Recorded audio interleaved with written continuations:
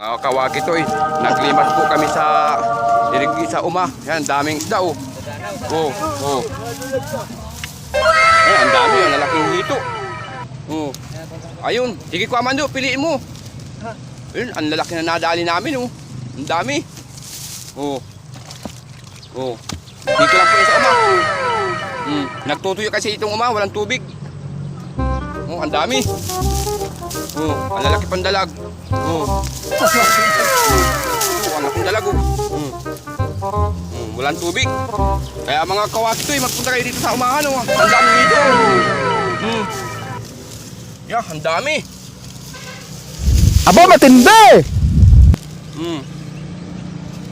Yan, nanunod.